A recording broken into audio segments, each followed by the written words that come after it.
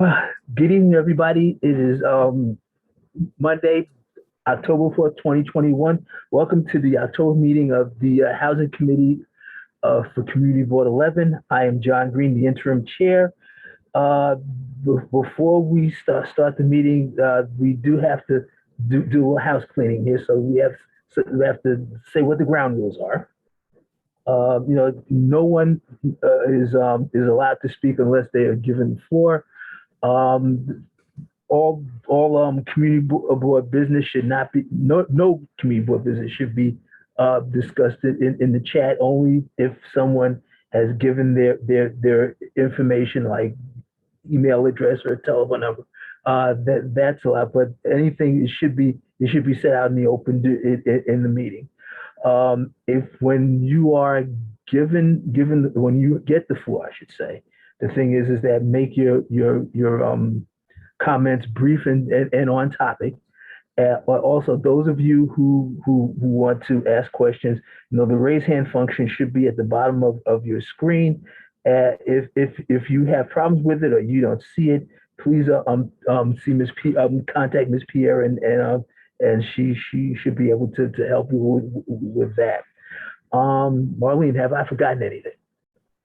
No, you could read the next slide if you would like. Okay, actually, I don't see a slide, but the thing is that, but what next thing is that you call a roll, correct? Yes, you're not seeing the slides, John? No, ma'am. Is anybody else not seeing the slides? I could see it. Okay, thank you. I need to know. Yeah, I see some slides. Okay, all right. John, it's okay. I'm not sure why you're not seeing it. Yes, but I'll just read them out loud to you. So the next one is. I got it. You got it? Yeah, I got it. Okay. Okay. But actually that was correct. Marlene, call the roll and we can go on from there. Yeah, go ahead and call the meeting to order, John. Okay. Oh, meeting is called to order at 6:39 p.m. So I think is that so Marlene, if you please. Sure. Stephanie Arroyo. Raja Flores. Present. Thank you. John Green. Here. Thank you. Robert Harvey. Jada Heredia. Ivy Hume. Alonzo Johnson.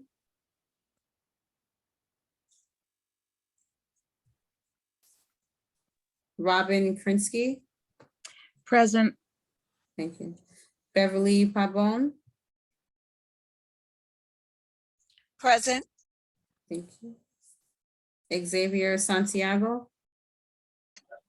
Present, and Alonzo Johnson is in the guest attendees. So if you could upgrade him, please, promote him. Thank you.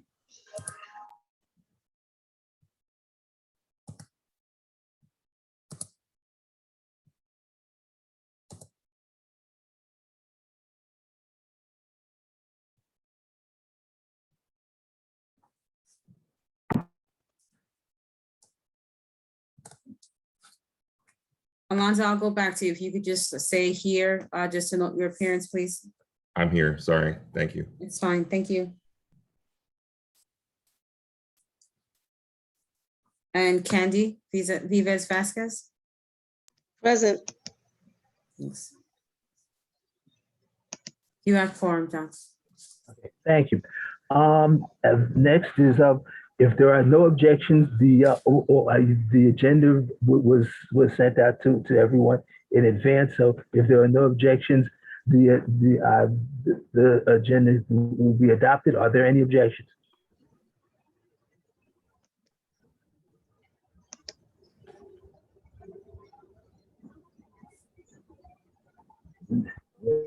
No objections, Marlene?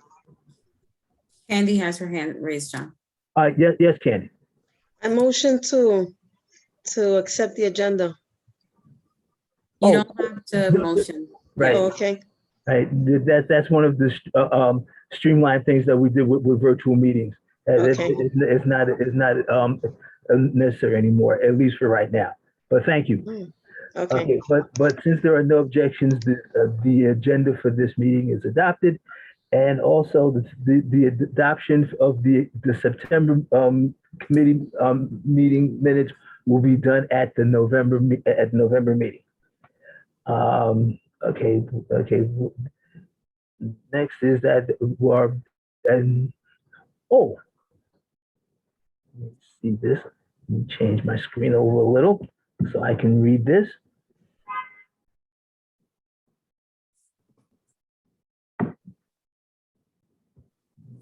One second. No, that's not it.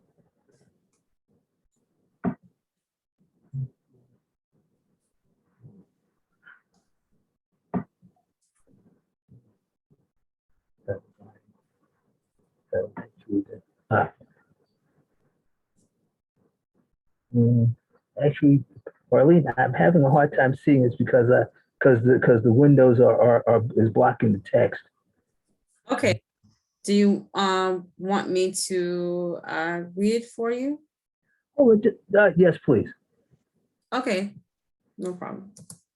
So this is a quick announcement. The Department of Housing Preservation and Development, HPD, is proposing amendments to Chapter 51 of Title 28 of the Rules of the City of New York to revise certain requirements for buildings applying for tax benefits under New York State Real Property Tax Law, RPTL, Section 421-A16. HPD will hold a public hearing on the proposed rules online from 11 a.m. to 12 p.m. on Tuesday, November 9th. So if you guys would like to attend that public hearing, you could definitely just put that in your calendars.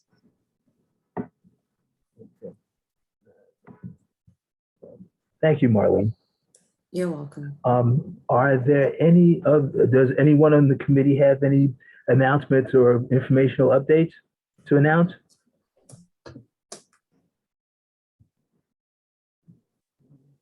John Beverly has her hand up. Oh, yes, Beverly. Thank you, John. I have a question regarding the announcement regarding HPD. Is the Housing Committee going to look into this? Will we have to vote on this or anything like that in the future? So I can start doing some research on what this law is. Thank you. I'm really not sure about that, but I don't think so. The thing is, this is something that they're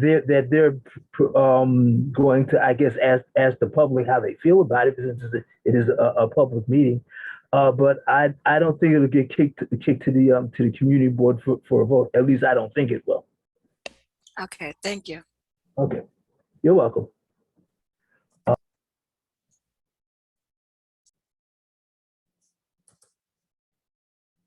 I don't see any more hands raised, John, from the committee or the public. I think you're on mute, John.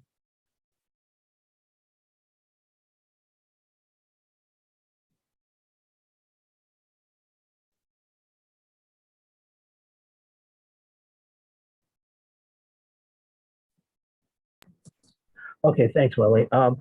Okay, so there's no other announcements or public updates, informational updates, I should say.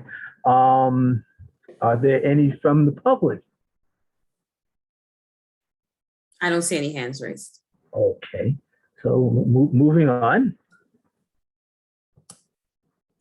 Okay, we have tonight we have our something that's real important: the review of the fiscal year 23 budget requests, because these requests have to be submitted by November to the city council. So the thing is that we're going to go over the requests that remain from last year, and I believe there's a few new ones. And the thing is, we will make a decision on what stays and what goes. Okay, so if you're ready, Marlene, the thing is you can go to the list of requests that that are relevant to this committee? Yes. Okay.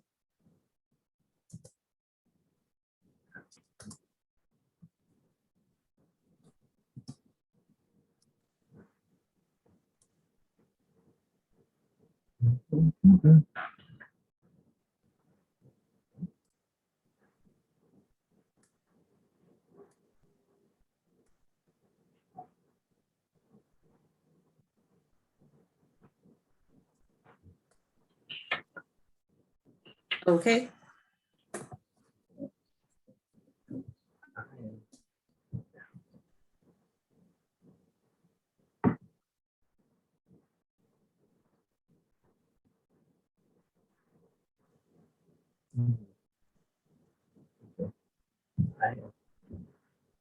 Marlene, seems like everything has disappeared. One moment, please. I'll see if I can fix it. Okay. I don't mind helping you, John, if you need me to, start speaking about it for the new members.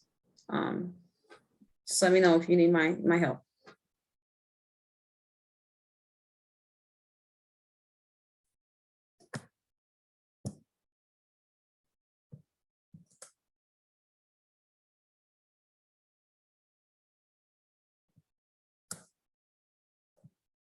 I am back. Hi, John. Do you need my help? Do you want to start?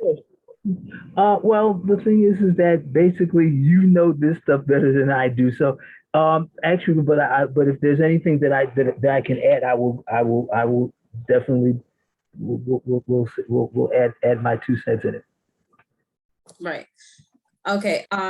So to the existing committee members, you all already should be familiar, very familiar, actually more than me, with this budget process and the budget request.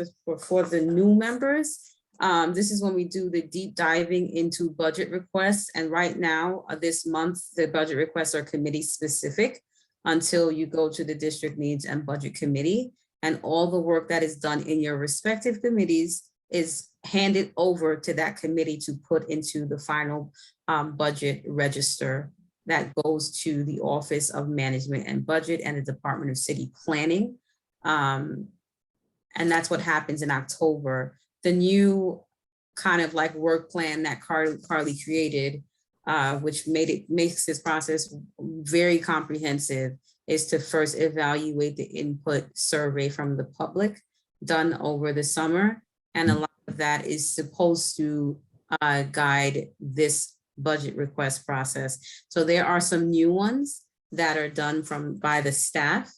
And then there are some existing budget requests. So I'm just going to scroll over and show you what I'm speaking about. So fiscal year 2023 on your far left, that doesn't exist yet.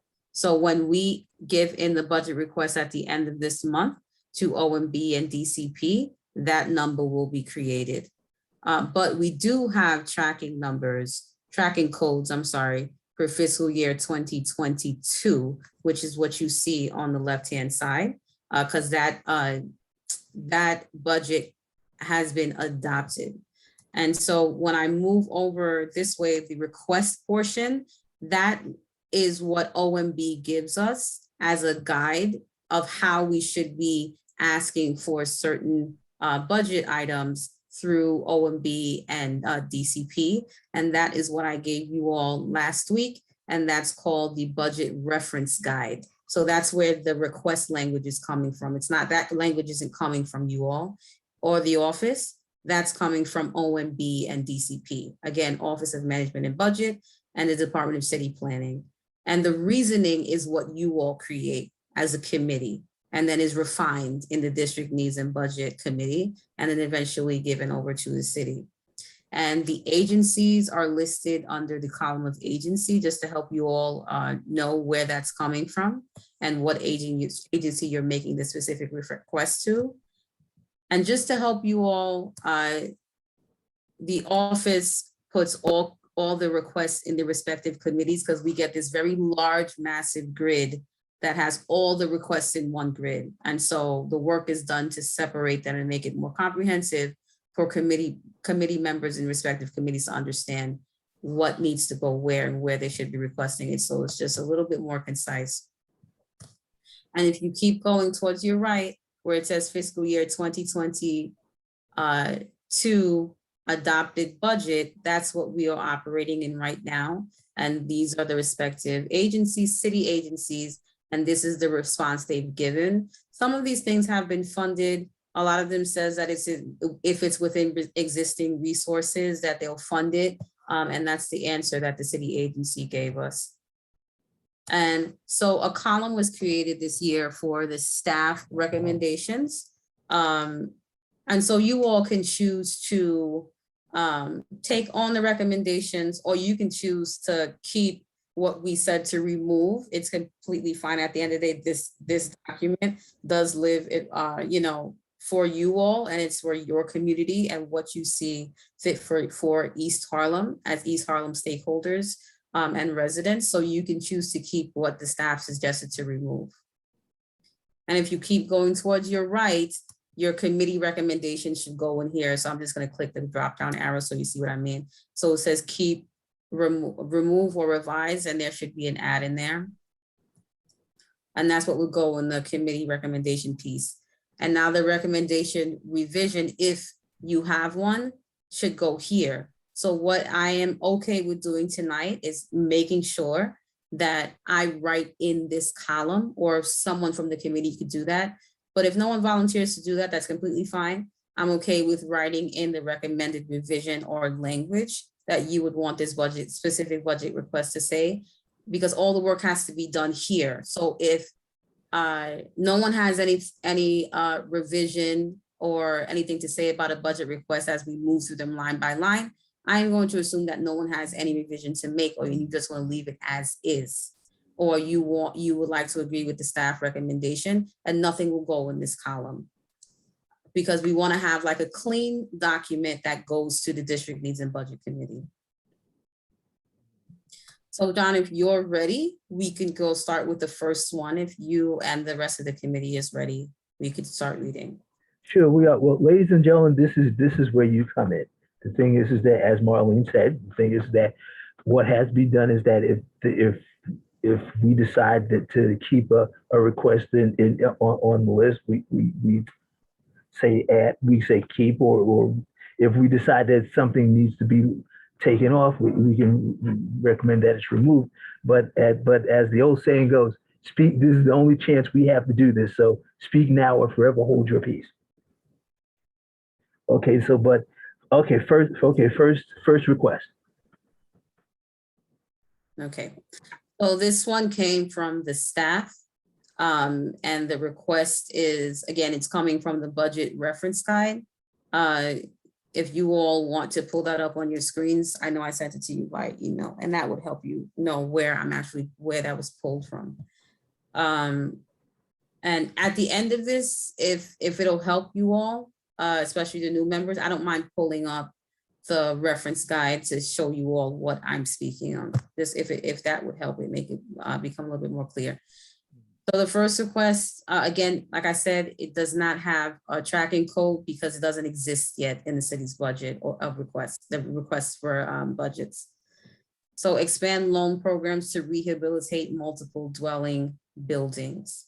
And the reason is, just before I get into this reasoning, so in the public input survey, I don't know if you all remembered me speaking about what the need was, especially pertaining to the housing committee, was affordability and maintaining buildings that already exist, and just making sure that there's upkeep in these buildings.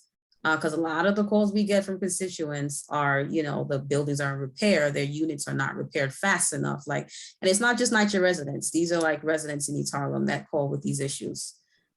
So the staff suggested to expand the reasoning behind the request, expand the home repair and preservation financing multifamily housing rehabilitation loan program, HRP, in East Harlem, because HPD has an HRP program that lends financial assistance for these repairs to be done.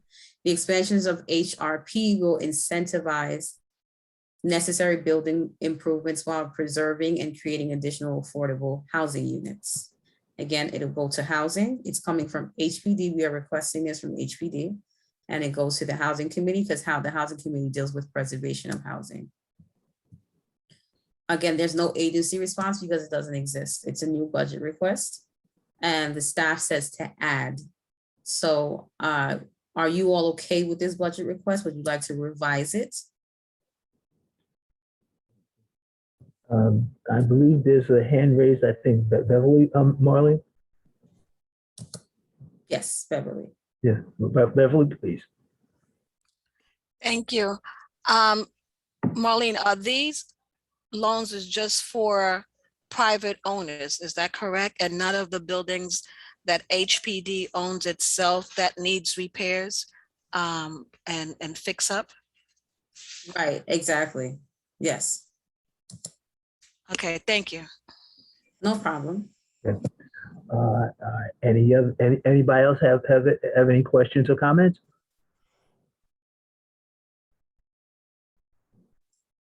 Remember, as I said, speak now, forever hold your peace.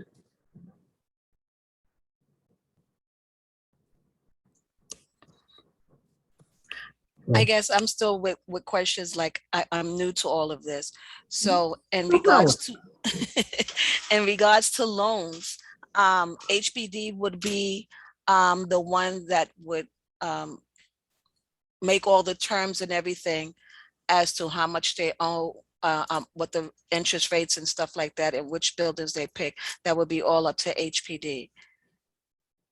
Yeah, Correct? I'm sorry, I didn't hear I think your question, if you were done, I didn't want to speak over you. Yes, that's what that HRP program would do. Okay, thank you. No problem. Okay, any other questions or comments? I'm trying to raise my hand, but I can't find it on my screen. I apologize. Alonzo? Alonzo Johnson. Okay, yes. Again, I'm relatively new to this process as well. But you mentioned that it's an HPD. It falls under HPD, but you said that it also other buildings are eligible even though they're not HPD if they have low income or different types of housing in the building. Would they be eligible for the program as well? Right, so they're eligible for the program. The main point of the program is to preserve the existing affordable housing, right? Okay. So if there are affordable units, it's an affordable building, it's affordable housing, yes. Okay, gotcha. I just want to make it clear that whether it's HPD or not, affordable housing is affordable housing and they're part of the program. Gotcha. Right. Thank you. Sure, no problem. Okay. Any other questions or comments on this request?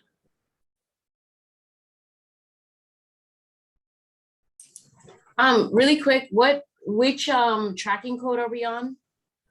We're on the first one. It doesn't have a tracking code yet. It was created by the office.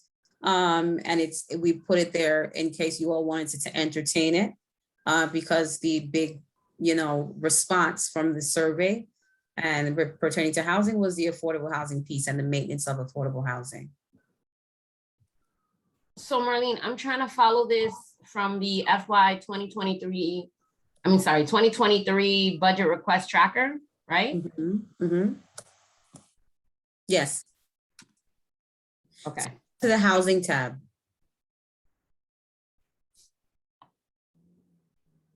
I see you in it.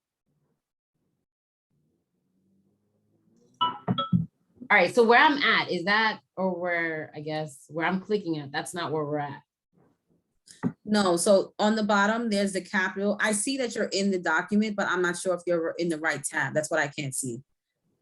So on the bottom, you see where it says capital expense tracker. That's the first tab. Oh, got you. One So tab click on over is housing. housing. Yes. Got you, the new one. Okay, I'm in the right place now. Sorry about that. Okay, I see your box. Yeah. Okay, expand loan programs. I think Beverly, I'm sorry, Stephanie. Beverly? So I just forgot what my question was. It had to do with the buildings. Oh, yes. Would this also include supportive housing also? That I'm not sure of. It's a good question. Supportive housing, it should include it, but I can do further research for you and find out. I'm happy to do it. Okay, thank you. No problem. Any other questions or comments?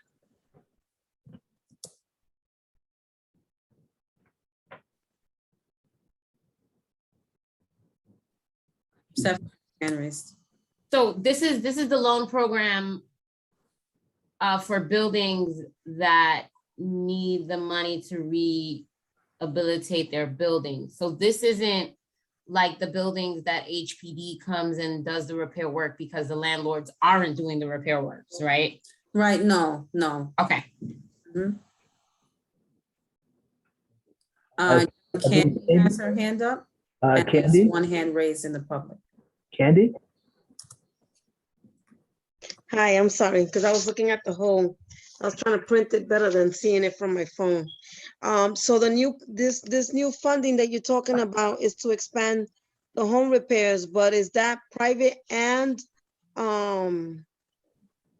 public? Right, Beverly asked that earlier. I believe it's private. Yes.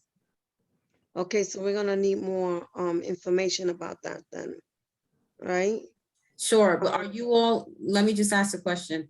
Are you all willing to keep this request? Yes, it's needed.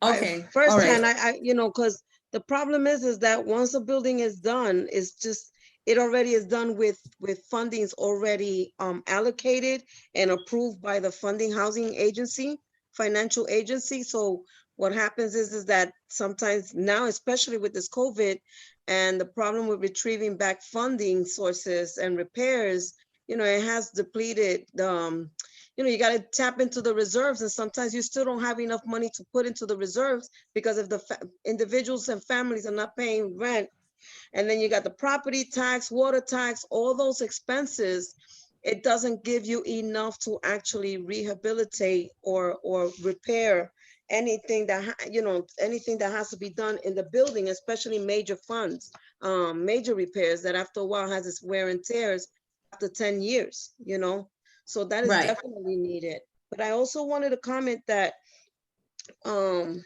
I don't want to shy away from this whole new, but I think that we also need to add in, because a lot of the people are coming back from the war, that we need to include not only formerly homeless veterans, but just veterans, period, that we should include to make more, have some type of programs and incentives to help these families, especially when they're coming from the war.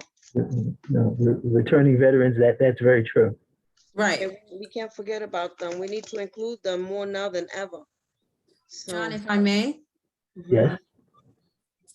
Okay, Candy, that's a great request. Well, so that would fall under a new one, right? So what we can do, the reason this is at the top is because it's a capital expense, because it's asking for, and so we'll get to the expense requests after this one capital one. When we get down to the new ones, if you would like to add a part for the veterans, we could definitely do that. Okay. And we can go on the budget reference guide and figure the exact language should be. So just don't forget that though. Okay, and I won't. At the end. Huh? I won't. Yeah, don't forget. Thank you. No problem. Anyone else? Yeah, Beverly has her hand raised. Beverly? I'm so sorry. I have so many questions. Well, Marlene, I'm so renewed. I'm so glad. Oh, can you hear me? I'm so glad that you spoke regarding this being a capital part of the budget. Is this the only new one for the capital side of the budget? And if it is, how did you add another capital thing that might be needed for the community?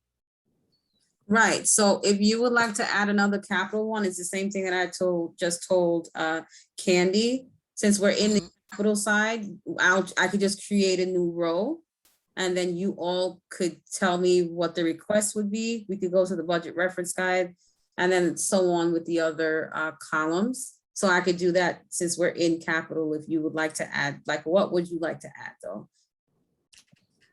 I'm all for home ownership programs for people that's under 80% AMI. Yeah. I know later on we're going to have some programs. I mean, we're going to talk about some of the documents that you sent us regarding the response that we got from HPD regarding certain programs, and TIL was one of them. I know the, if I got the document, the FY 2023 District Borough Consultation, the 4-page document, and they speak about the TIL buildings under the ANCP program. And there's 2 buildings that are not part of the ANCP program because they have very good reasons not to be in it. And it was some statements that was in here that HPD gave about these 2 buildings that's not true. So in regards to capital, I would love, since it's just these 2 buildings that's left in Community Board 11, to be addressed, to have them rehabilitated under the program that the TIL was made for housing for people under the 80% AMI, no more than 80% AMI, because under the ANCP program, from what I gather from all the programs that projects that HPD has finished, these vacant units are going to people that's at the top end of the 80% AMI to 110 or 120% of the AMI. And that's not the income that we have here in Community Board 11. And I know these 2 particular buildings have been waiting for more than 20 years for this program to do right by them under the TIL program. So I would love to have a some type of capital for those 2 buildings, since there are just 2 of them left in the East Harlem area, to be capitally funded as what the program was for. And like I said, they've been waiting for 20 years, more than 20 years. So I think this capital money should be done. The program, if it has to be any negotiation as to how to go forward with it, then they need to sit down with those two buildings, because these people have been in it for more than 20 years, and they've seen HPD change left and right. We had them going, jumping through hoops, literally jumping through hoops with changes when they change staff. So it has been very unfair to them to go into this ANCP program. And like I said, I've been watching this program and how it came into be and how they introduced it to the TIL buildings. And with, it's just been totally wrong. So if any capital money needs to be done, and I see that HPD is buying buildings that's more than and paying more than $40 million over the 17 buildings they brought, and tell the TIL buildings we don't have no money, and we're seeing all of this. So I would really love for some capital money to be put aside for those 2 remaining buildings in Community Board 11, and it would be a beacon of hope of ownership for people that's less than 80% of the AMI, which is what the HDFCs are actually for. That's right. That's right. So I agree with I Beverly. would love to see that. Oh, Thank you, Beverly. okay, yes, John. Okay, any other hands raised? Yeah, John, if I may, I want to make sure this gets on your grid for you all, right? So Okay, sure, yeah. please. I'm going to stop sharing this grid And let's just go through the budget reference guide to see exactly what the request language should be. Sure. Please ask if your committee is in agreement.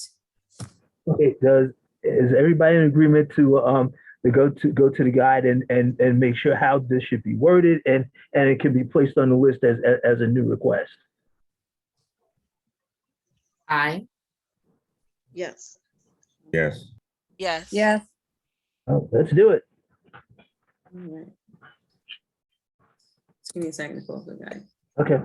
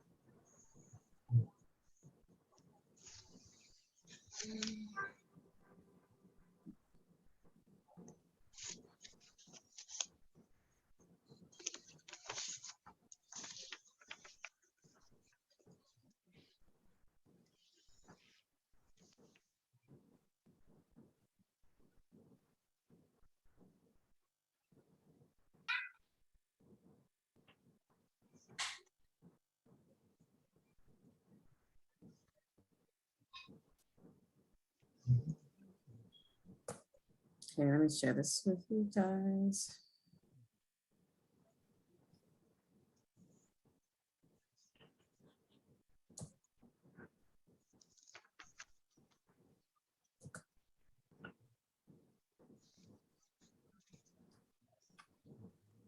May I speak? Sure.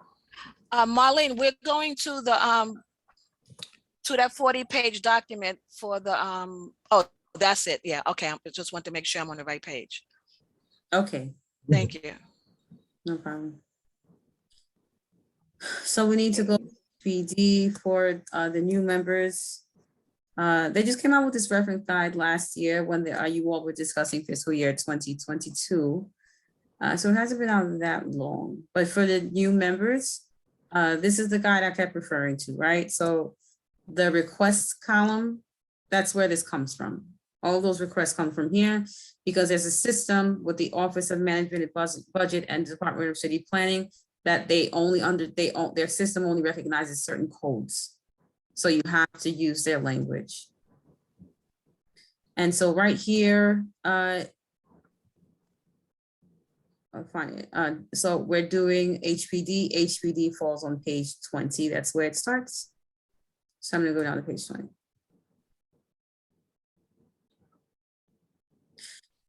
It says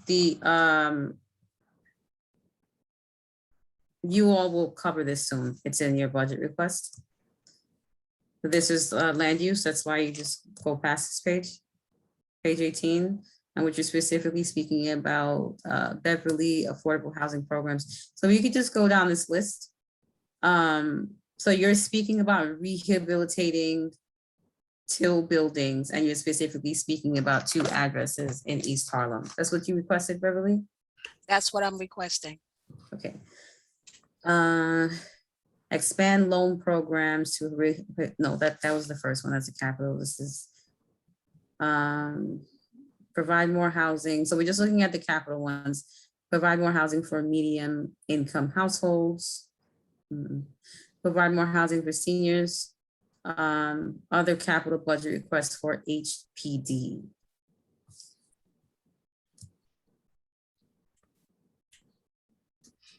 Okay, so we look at the So here- Cs and the CEs. Okay.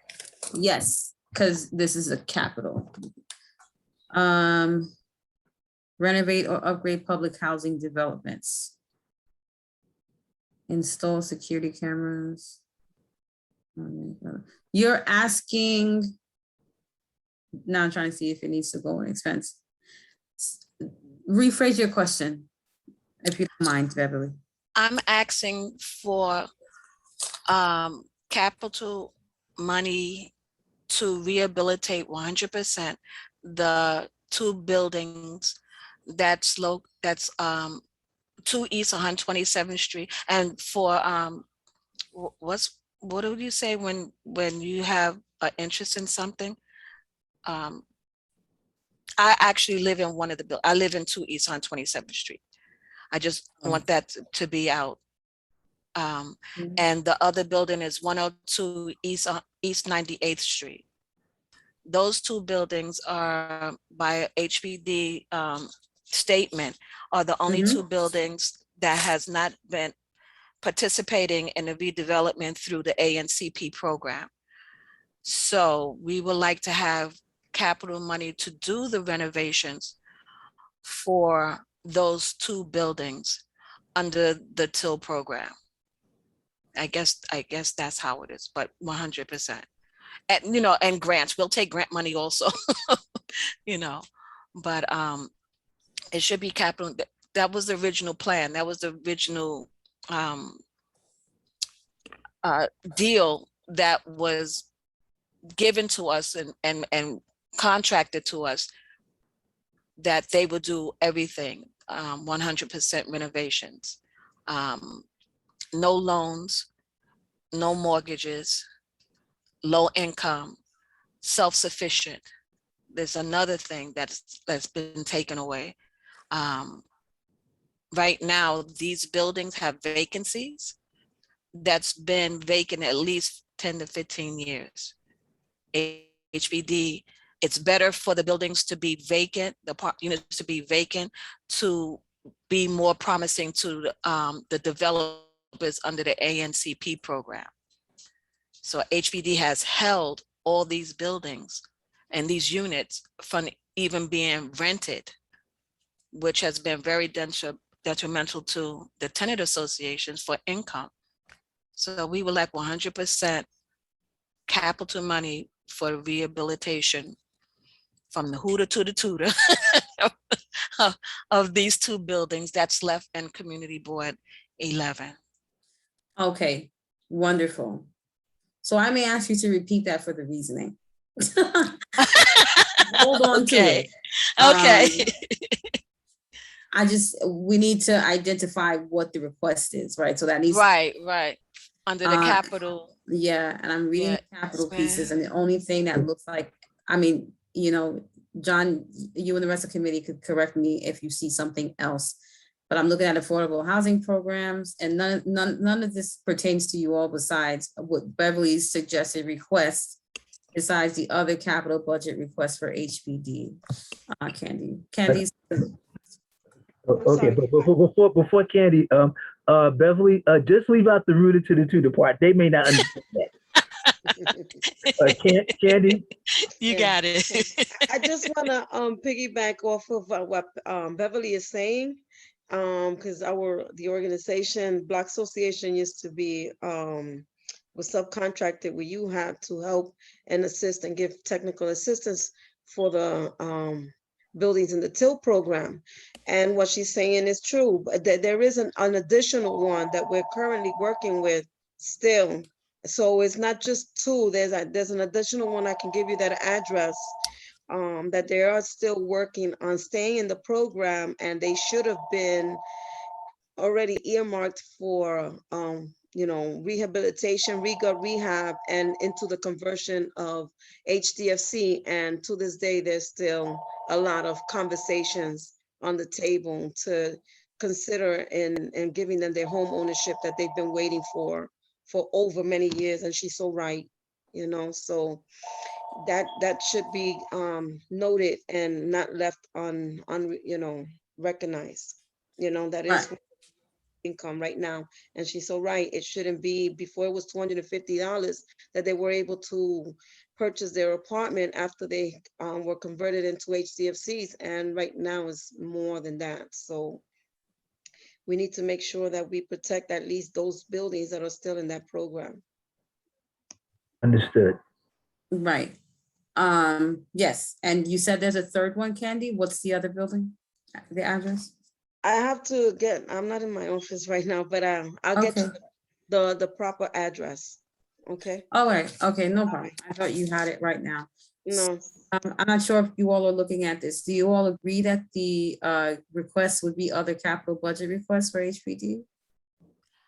I'm also looking at the provide more housing for extremely low and low income households. You know what it is that I don't see anything in here regarding home ownership and Right. for that income. And it's really sad that it's not, because home ownership is what give people generational wealth. But I will ask this question: doesn't that why they put other affordable housing programs? Because if they were specific to every need, this guy would be like Warren Agree. P. Okay. yeah, So but it balances out. Yeah. All are in agreement that it's but other, if you're not, it's fine. Just let me know what else you see from what's on the screen or what you have on your own computers, what you think it may be.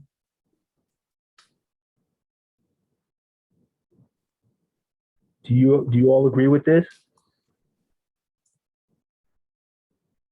And this is on page 20. Yeah, that's for capital. Yeah, other capital budget requests for HPD. Other affordable housing program. Right. Because that way the narrative can be explained in the narrative for the most part. What you know, like the details that you explained, Beverly.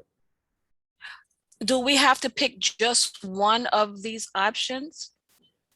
If you choose another option, you have to create a reason for it.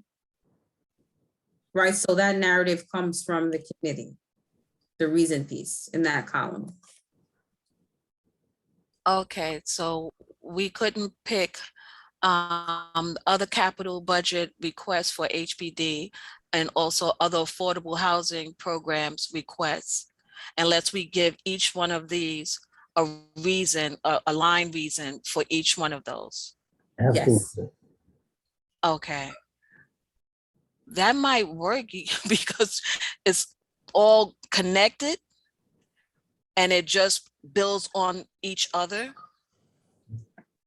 That What else might, what else would you like to use? So you're in agreement that you're fine with using other capital budget requests for HPD. What other requests would you like to use? the other one is right above that.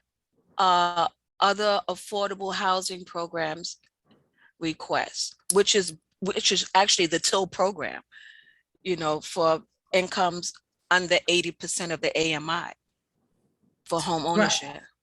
Right, okay, so That would be a reason too. so you're not in agreement with the capital budget request. It's okay. Yes, right. I'm not. That's fine. Yes. I want you all as a committee to be in agreement, right? Because this is what I'm going Okay. to back to the staff and the district needs committee.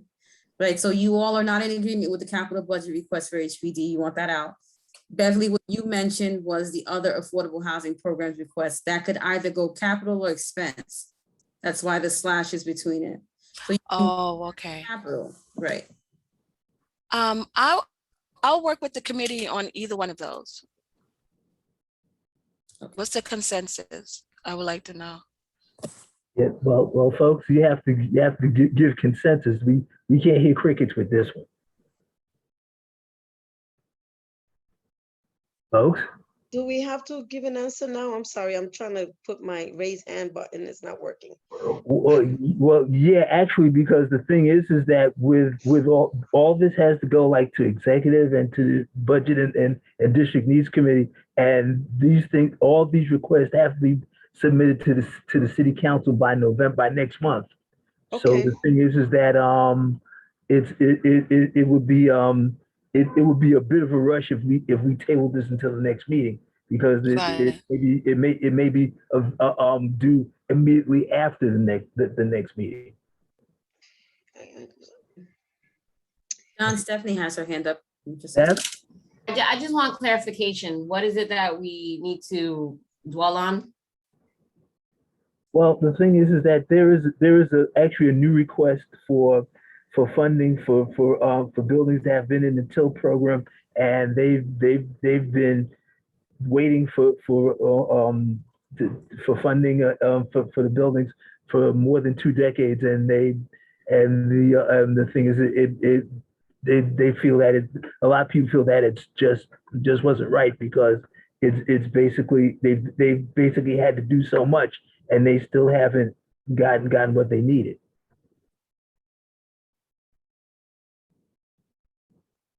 So are we not voting for that, for the new request, or? Well, this No. is the creation of a new request, actually. This is what Right. we're on now. The first new request, capital, that one's going to stay on the list. That one is. Got you, okay, and now we're working- justifying to we're- add another new Right. request, This is which is another the request to yeah. provide funding to TIL buildings? Yeah, there's 2 here. They said he's on possibly 3, and the thing is that they're not getting what they need, and we're trying to get funding so they can get what they need. And one more question, from the surveys that we received, was there any request on funding for TIL buildings or anything like that? Not in specifics, no. Gotcha.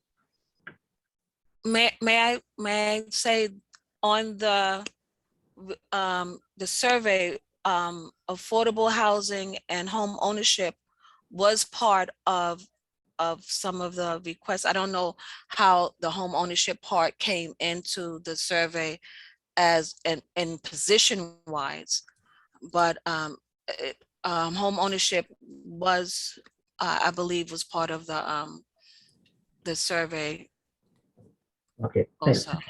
thank you. Okay. I'm sorry. I'm trying to raise my hand. I'm not sure if it's happening or not. Yes, Alonzo, your hand is raised. Okay. So from my perspective, I think on this new item that's been submitted, it sounds like the other affordable housing program requests, whether it be capital or expense, I think that should be the code used.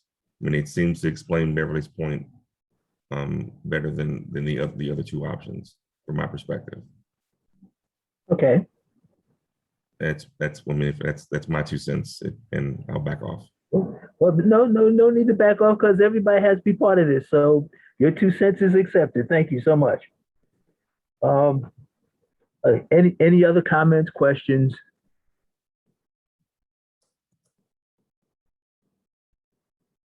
Okay. Okay. The thing is that Marlene, the thing is that what would have to be done, you would have to create a new line. You have to create a new request and a narrative to go with that. Correct? Yes, we could do it right now. So other affordable housing programs requests, is that's what you all want to use, right? That sounds like the consensus. Am I Okay. right? Am I right, Yes. people? Wonderful. Thank you. Let me stop sharing this.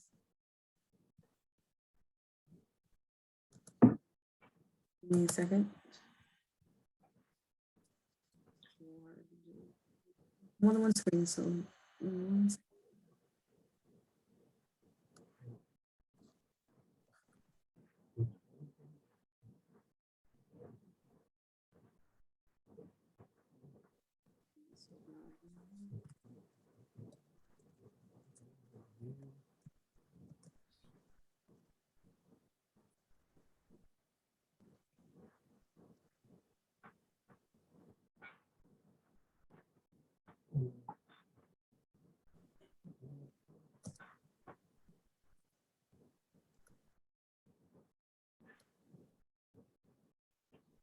Okay, so now it's a new, it does not have a tracking code, because it doesn't exist. Now the reasoning is, that's what I wanted you to just like remember, and so to write it in, Beverly. Beverly, you're on. Okay, since the till build program already exists, it's even in the New York City rules. Oh, you typing that as it is? Oh, okay. I'm trying to make this bigger so I can see what you're typing. Hold on. Full screen. Okay, that's better. Okay, fund the till building program. Do you want to say provide, expand? What would you like to say? Provide 100% funding. Okay, just like, we'll just Yeah. write whatever and then Funding. you all could revise. Okay. Provide 100% funding to the remaining till buildings. Do we have to, can we give specific address? Because if it's 3 buildings, I would love to have the 3rd building part of this. Do we have to give specific? I remember reading that sometimes it's best if you have a specific area or specific address to do funding for, that be included. Is Yeah. that correct? Mhm. Yeah, actually, that's what happened with us when I'm a member of the Youth Education Committee, and what we did, we wanted to get laptops for some high school. So we got instead of just having a broad say laptops for high schools, they said be specific. So the following year we put 9 high schools in, and all 9 high schools got new laptops. So the thing Okay. is, the thing is, so being specific does help.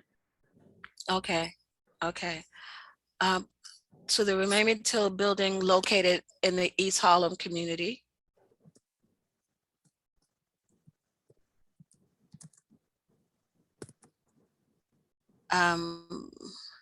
It will provide,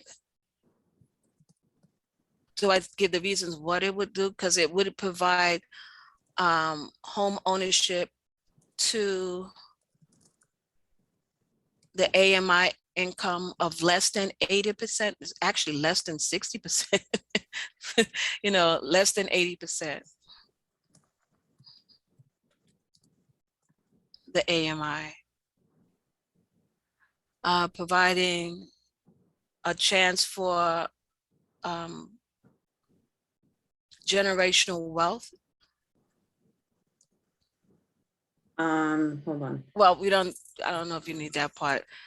Well, excuse me, one moment, Beverly. Okay. In the first line where it says, where you said we'll provide home ownership, how about saying provide opportunities for home ownership to less than 80% AMI? Opportunities. I would say that if it was a new program, but this You have program existing. exists. Right. Right. Okay. This program does exist. Like I said, they have the rules and regulations in the New York City rules of New York City, the TIL program, not the ANCP program, but the TIL program. Okay. All right then. Thank you. Thank you. Candy has her hand raised. Candy. Yeah, but it's it's with the TIL program is to get it into re-gut and rehab it into the HDFCs to make it affordable. Right. Home ownership to the existing tenants and any potential tenants of low to medium income.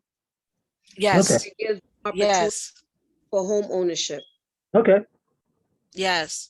Low to medium. No, low. And they should medium income. They're getting the ones for the medium income. That's what the ANCP program is providing.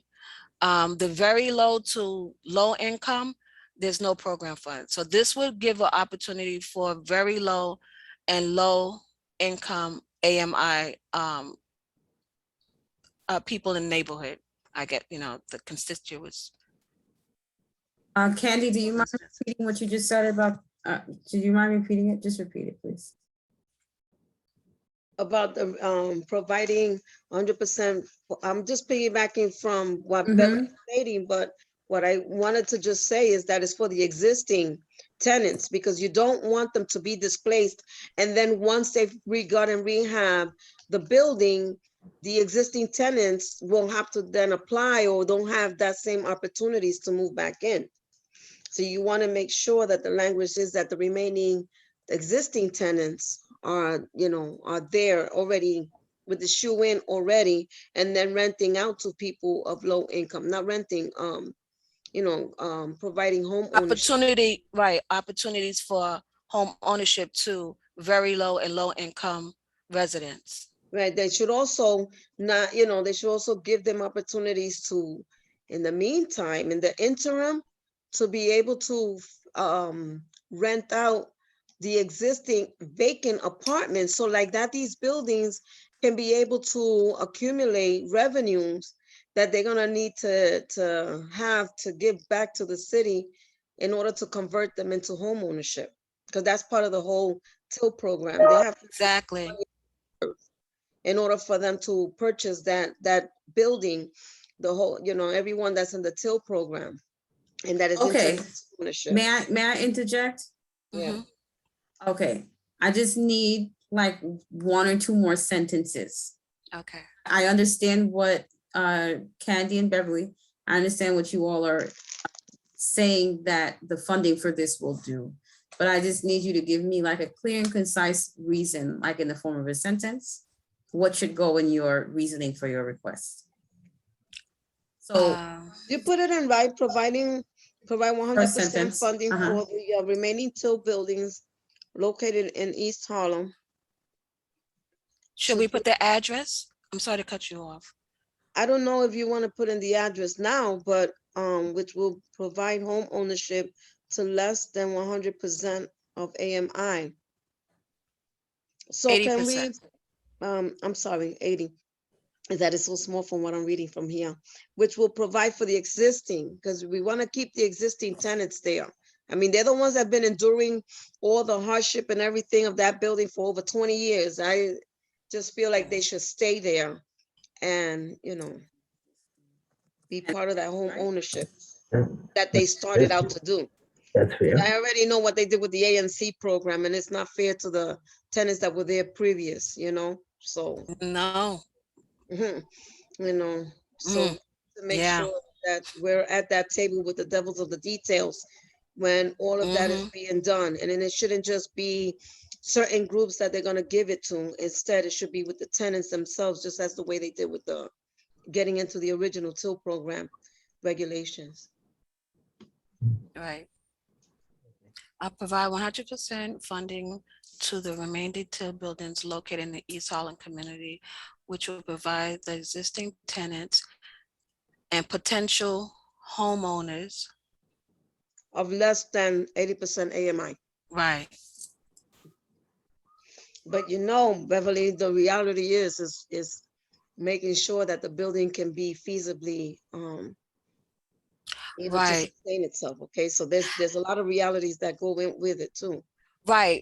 And I have been thinking about that also, because I know how much it takes to run a building. So I do have some ideas. Like I said, we can sit at the table that would help support these buildings of low income, that's maybe a little bit out of the box, but it's in the books to do. It's not that I'm trying to put new laws in. No, we're putting it for the record that it be known publicly. I understand. And I agree with you. And I hope, John, that you can, I know that this was probably monopolizing part of the whole meeting, but if we can have, a discussion on that on a separate other occasion or another agenda, because this is important. It is important. Sure, because actually the thing is, but I'm going to say this real quick. The thing is that this is a unique situation this year. The thing with the new administration coming in, we have no idea who we're going to be dealing with come January. So the thing is that we're going to give this to one group of people next month, but 2 months after that, most of those people are going to be gone. So we don't know what their marching order is going to be, what their agenda is going to be, or whatever. So the thing is that we may have to put our fists in the sand and just and push for things because we don't know what they'll be amenable to. But getting off that, we can talk about that another time. But let's get back to this request. And is there anything else that you can think of to add to this, Beverly, to complete the request? If it's fine with you, I do think this sentence is fine. But Beverly and Candy, when you say which will provide for the existing tenants and potential homeowners of less than 80% of AMI, which will provide what? What are you looking to provide? What are you hoping HPD will provide? I guess that would complete the sentence. From my end, it's just making sure that when they're going to do the re-gut and rehab and they transfer it, first we want to make sure that they allocate the resources and the funding for them to do the re-gut and rehab into the conversion of HDFC so they can become homeowners and at an affordable rate, you know, and as Beverly put it in with families and individuals of less than 80% AMI to give them opportunities to become homeowners. Okay, right. That's true. And to become HDFCs, I guess That's what it is, conversion into the HDFC. and conversion to a HDFC. Okay, wait, so this, so it's okay, it's all looking attention.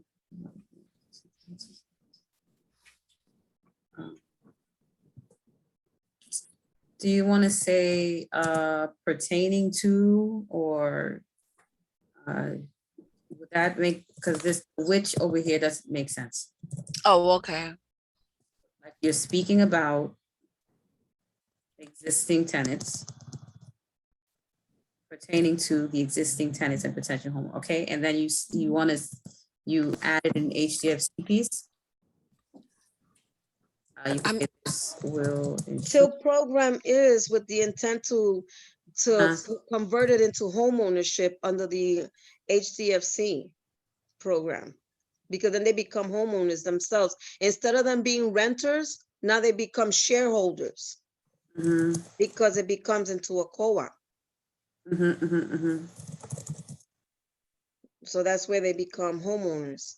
So you're training the tenants so they can learn how to do, governmental process, making sure that they put money into the reserves when they're paying the rent that goes into the reserves. It's a lot of technical assistance that is needed, and so they should continue to provide that technical assistance. I know UHAB was doing that. So. Are you all, thank you, Candy, and thank you, Beverly. Are you all fine with this?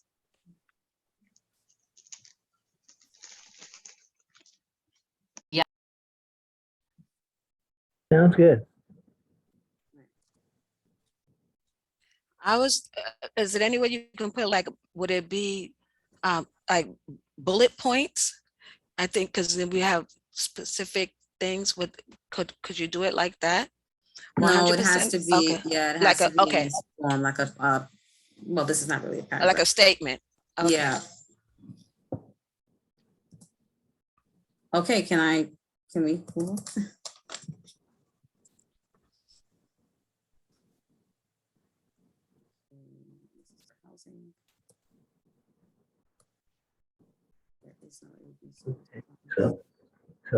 So now that request is complete. Thank you. Thank you. Okay, so the next one is the first expense. Okay, expand programs for housing inspections to correct code violations. Hire additional permanent inspectors to monitor building complaints. That's a request of HPD. And that the agency will try to accommodate this issue within existing resources. The staff, excuse me, suggestion is to remove this. Because I believe that this same request is somewhere else on the list, I believe. I could have sworn I saw this somewhere else. Yes, you all have a few code requests. And the reason the staff suggested to, and you do not have to agree with this suggestion to remove, you can all choose to keep this on the grid, is we will remove it since the agency said that they will try to accommodate it within existing resources. That's not a no. And just put it in the statement of district needs. So it's not going to go away forever. It's just going to go in another document. Yeah, it's not being forgotten. It's just not going to be part of the list. It'll still be part of the statement, but it just won't be part of the list. So we're still asking for it.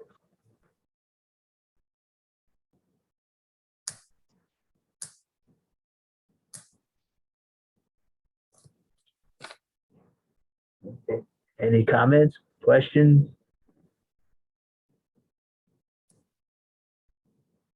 Do you all agree that this should be removed? Only if you said it somewhere else. Yeah, it's going into the statement of district needs.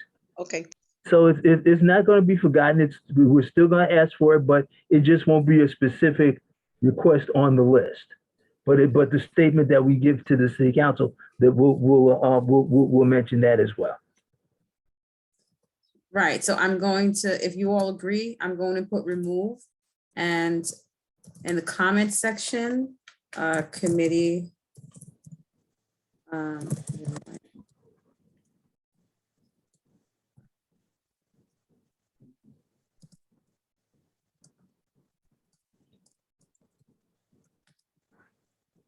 Just so the district needs committee knows that you all want that to stay put in the narrative. Mhm. Okay, next. Okay, expand code enforcement. For those of you, the last two numbers and letters, the last three numbers is 211E. Says provide more funding for tenant harassment units. This is a request of the Department of Buildings, and the staff recommendation is that it stays on the list. Any questions, comments? Do you agree with this? I agree. Okay. Everybody else? I definitely Agreed. think it should stay because we have a new administration and we want to make sure that at least for next year, we get funding for that, or at least that the request is there and they take consideration to that. And like I said, the thing is, like I said, we don't know what we may have to fight for, and that may be one of them. So just be prepared, folks. Okay, I Okay. agree. Okay, next. Okay. 212E, expand programs for housing inspections to correct code violations. Okay. This is same exact request as 207E, basically for HPD. But this one is said it's the request, the recommendation is to keep it on the list.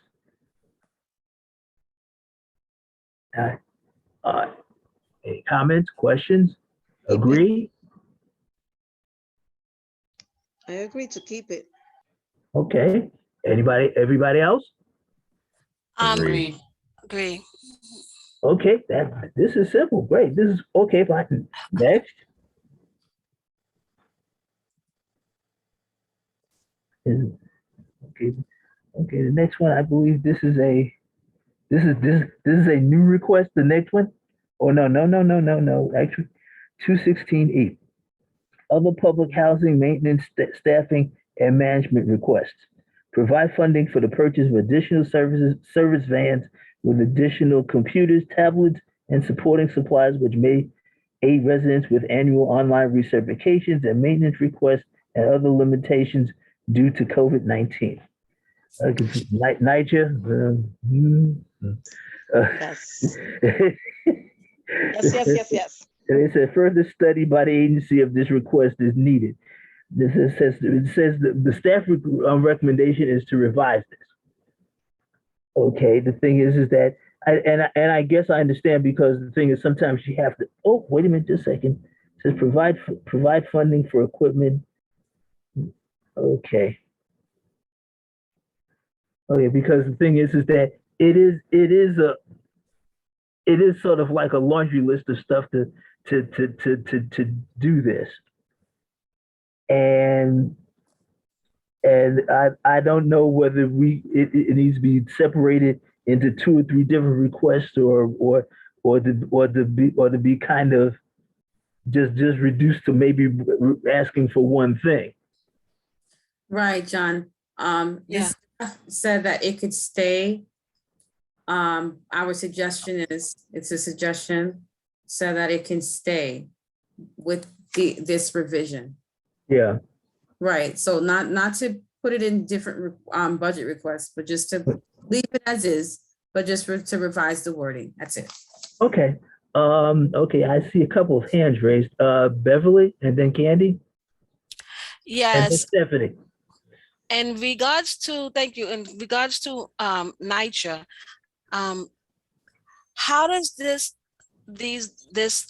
request would work if NYCHA is trying to push these buildings into the program where another developer is taking over the buildings and rehabbing? I'm going to say this. The thing is that, remember infill during the Bloomberg administration? And when he left, it went bye-bye. Well, Yeah. with Blasdale going bye-bye, RAD and Blueprint for Change may go bye-bye in 2 months also. Oh, okay, then so we keep don't that. know- So we don't know what the deuce they're going to do. Okay, And for somebody who's been a 65-year resident of public housing, that I'm speaking from experience. yeah, okay. Okay, so we have no idea what the new marching orders are going to be come January 2nd. But the thing is like I said, you gotta be prepared for any and everything. Did I answer everything for you, Beverly? Yes, thank you very much. Okay, Candy? Yeah, I would like to add to make sure that they make it much easier and accessible for the seniors, because the ones that are being impacted by the recertifications and the renewals are mainly the seniors who have to do that online in the computer, and they really don't understand that. And unless they know how to get around and know about resources, you know, the way the technology is not, you don't have enough of those vans to go around. Oh, And absolutely not. management right now is not giving it. Candy, to be honest with you, you know what I do to recertify? I make copies of all my documentation and hand it into the office and let them do it. Because the thing is that, because no, honestly, I'm going to tell you, and this is a brief story. They gave me a password 4 years ago. I have tried for 4 consecutive years to use that password, and it won't work. I hear you. So the thing is that, so I have, as a matter of fact, I'm supposed to be recertifying now, but I can't do it until October 15th. Come October 15th, I'm going to copy everything, take it to the management office, and let them do it. Yeah, but you know, John, that they upgraded that whole website. And the reason why I'm saying about the seniors and speaking more on their behalf is because we've been at the office, we've been helping a lot of the seniors doing it. And now they've improved it to a way that it's much, it's a little bit more user-friendly than before, including with the password, because it was ridiculous. And I understand, because I went through the same thing enough that I was just like, you know what, I'm putting my own password. I don't care about theirs, you know, because it's like, you'll never get to recertify it if you leave it to that, trying to get to that recertification piece. Right. You know, but more education has to be done, better communication. NYCHA has to come out and speak to the public and bring awareness and education, and yes, have more vans available, more, technology available for them, you know, which also we should have free broadband. Even though they say they're giving it to us, we haven't received it. So we need to make sure that that's done. That's not surprising. But let's get away from that and get back on this. Steph. Yeah, sorry about that. So in regards to this, I don't believe NYCHA prior to COVID, I don't believe NYCHA provided residents with additional computers or tablets for them to do their recertifications. The only Right. thing they provided were kiosks. There Yeah. are the digital vans, but within the digital vans, they're only accessible with a staff member there. So there's a staff member who assists each resident. Right. So I don't know if us putting out there that we want them to provide funding for purchases of additional computers and tablets, if that really actually, for research certifications, if that actually works. That's what I'm worried about. Furthermore, with buildings that have been going rad and packed, for full disclosure, I work for New York City Housing Authority, and I live in New York City Housing Authority. They are providing the digital vans at the packed and rad buildings. And although we may lose packed and rad because we're gonna have a new administration, whatever is right now will be that for 90 years. So we will have some rad and packed buildings here in East Harlem. Okay. All right. Okay.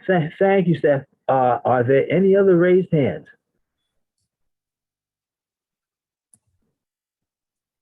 Okay. I don't see any. At least nope. Okay. Well, doing this. Oh, this is a tough one. Revising it and getting it more specific. Oh, can I add some? Oh, well, I don't know. Who is that? Candy? Well, I'm not on mute. Okay, I'm sorry. I thought I had mute myself.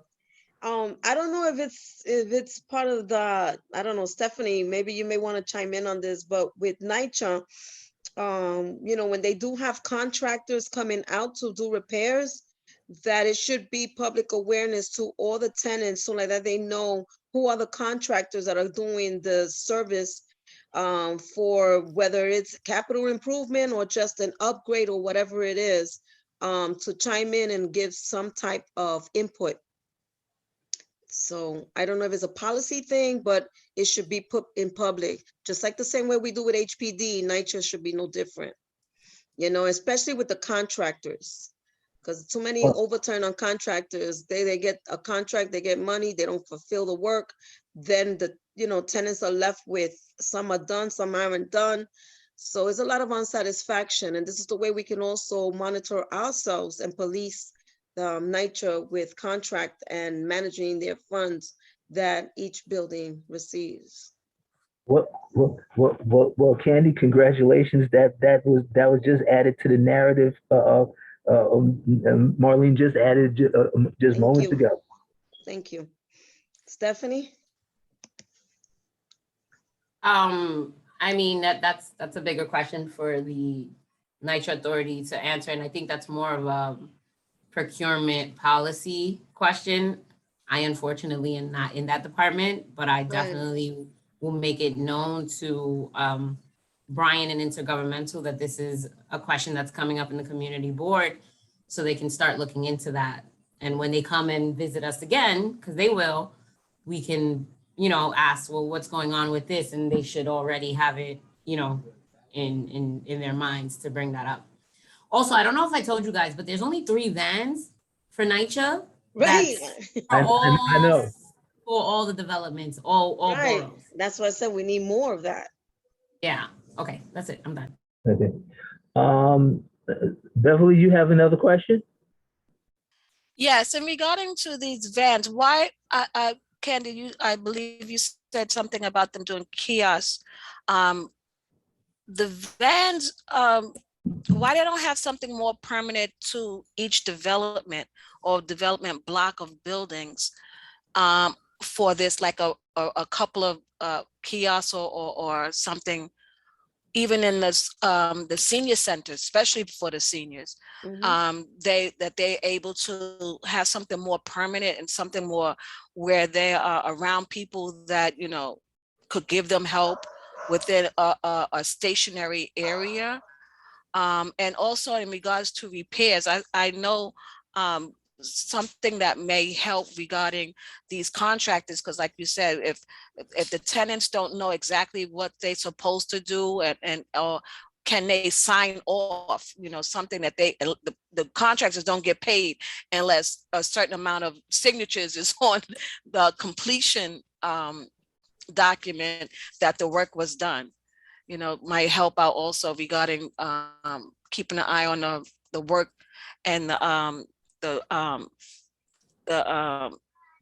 good work of the work that needs to be done in anybody's apartment as a checklist. Right, because that's the way, you know, NYCHA's complaining they don't have any money, but they're wasting money this way. And this is one way that we can actually have some type of control to make sure that the work is being done, but that the funds are being allocated properly with the capital repairments or whatever repair that has to be done, rather than to give it to these contractors and then the work is not being done or it's halfway done.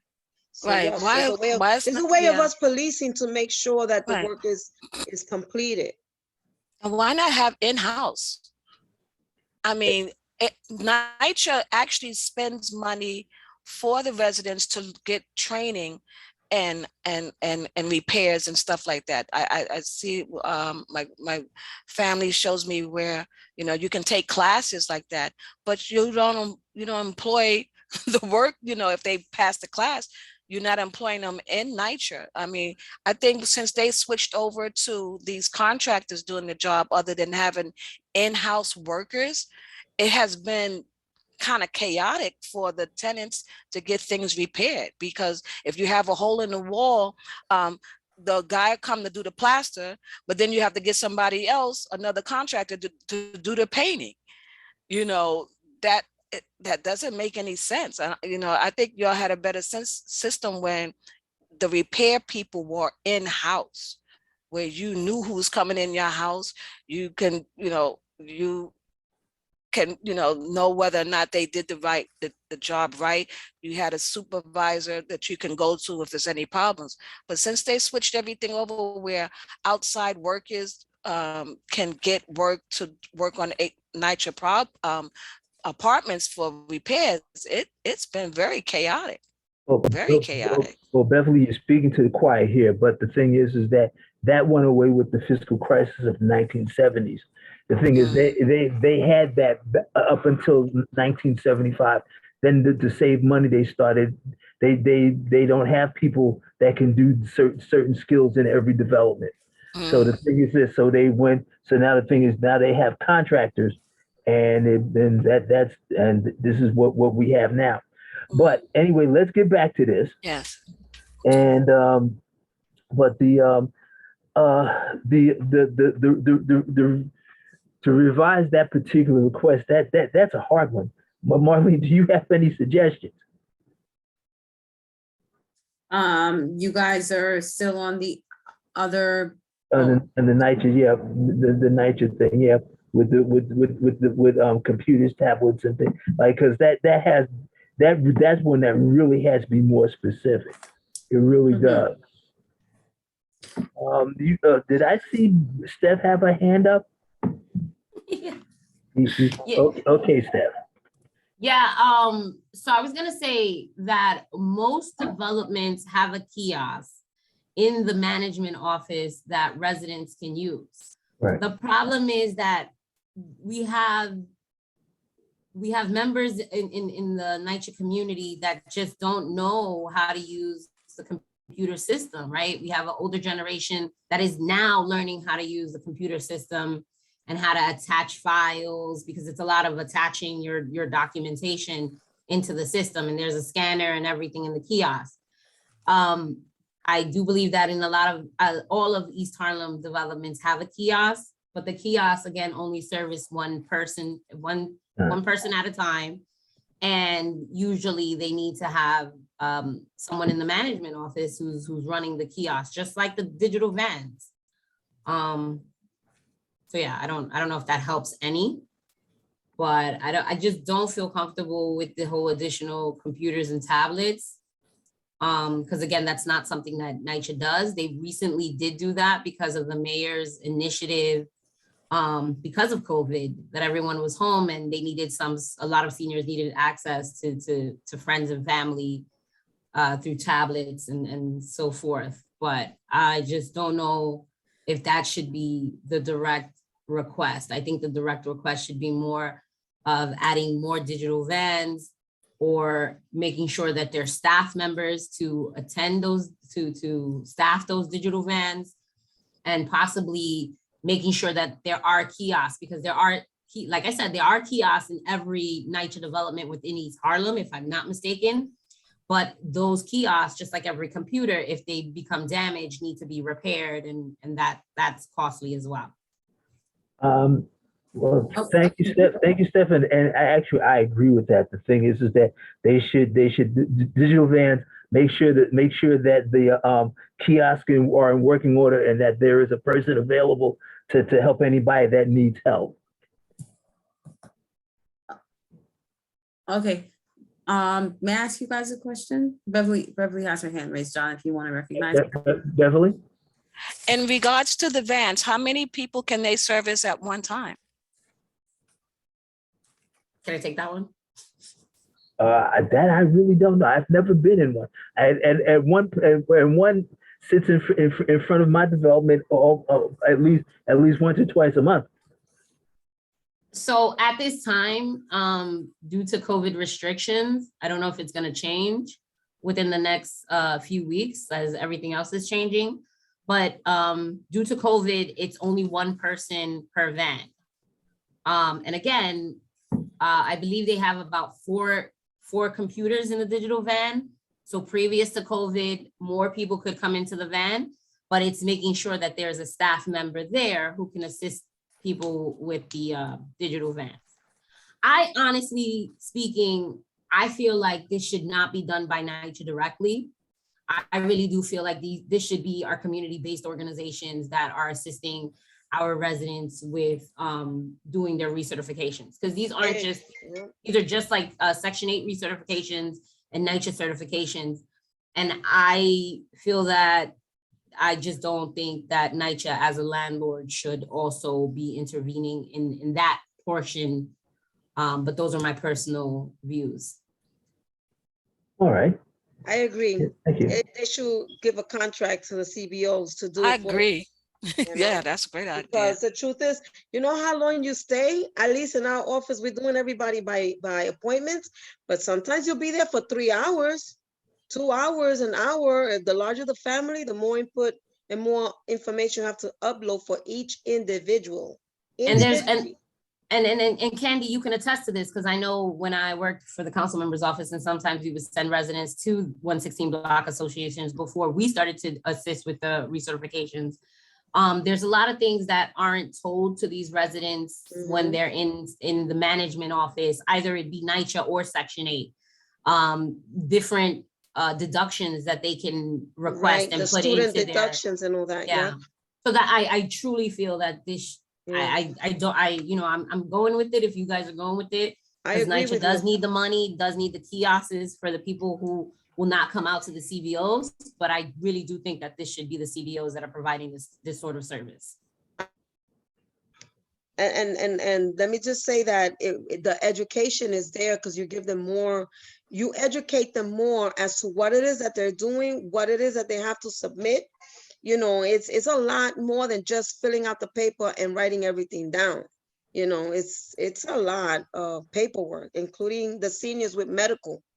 It's a lot. It's a lot, and it takes more than an hour. That's not like a quick jiffy signing in and out. Half an hour, you're out the office. No, you're not. You're there 2 hours when you time it. Okay, Marlene, I'm going to ask you a question. Yes. Okay, Now, this is a very large request here. And the thing is, and the revision part may take some time. I'm going to put this forth and see how you feel about it. The thing is that I have an idea of how to revise this, but it's going to take a very long time. And we're almost 2 hours into this meeting already. And I know you guys have had a long day already.